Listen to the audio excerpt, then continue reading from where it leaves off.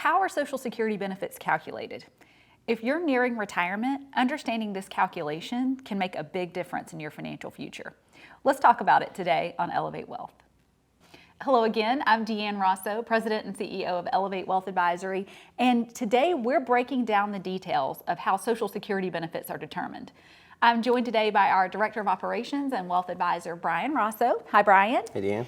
So, Brian is going to help today by explaining how this complex process works. So thank you for being here, Brian. And how exactly are Social Security benefits calculated, and what should people know about the factors that influence this calculation? That's a good question. There's a lot of calculations involved in determining what your Social Security benefit is, and a lot of those are often misunderstood. Mm-hmm. But in short, your Social Security benefit is going to be based on your 35 highest earning years. Okay. And the Social Security Administration takes those years, indexes them for inflation, and then they average them together to create what's called your AIME, your average index monthly earnings. They take that number, then apply it to another set of formulas with 3 different percentage calculations to determine what your PIA is, or your primary insurance amount. Okay, so 35 years highest earnings. That's right. Every year is indexed for inflation. And then after that, they're going to get your AIME, average index monthly earnings. And they're going to apply that to the 3 bin point calculation to get your PIA, primary insurance amount. Right. Oh, that's so easy. Oh, yeah, right? Everybody can do it. And your PIA is essentially what your benefit would be at your full retirement age. Right. Okay.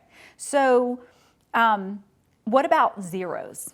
Sure. If you have zeros in your work history, how does that impact your... Yeah, there's a couple things to keep in mind, and you mentioned one. If you don't have a full 35 years of working record, zeros are also included in that average, and that's going to reduce your benefit. The other thing I think people should look out for that isn't often aware for a lot of workers is some systems still don't contribute, or you can opt out of Social Security. Mm-hmm. And so if that's the case, sometimes these individuals may not know until retirement. So they may not fully qualify. There's a minimum of 10 years or 40 credits. You can earn 4 credits per year. So most individuals have to work a record of 10 years to qualify for benefits. So it's really important to kind of do the research to make sure that you qualify for Social Security. Right.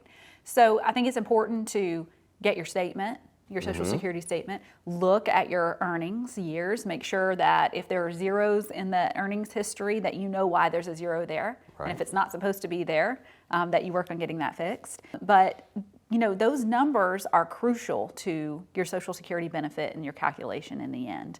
And that can impact many decisions about your retirement. When to take the Social Security, how much it's going to be, how much that's going to impact, you know, your retirement income, and so on and so forth. So that's right. So thank you, Brian, for explaining that to us today. That's very simple formula to us today. And it's not simple, it's complicated. And so if you have questions, we get a lot of questions about Social Security. So if Social Security is of interest to you and you want to learn more about it, visit us at elevate-wealth.com and click Let's Talk. Thank you for joining me today, Brian, and we hope to see you again next time.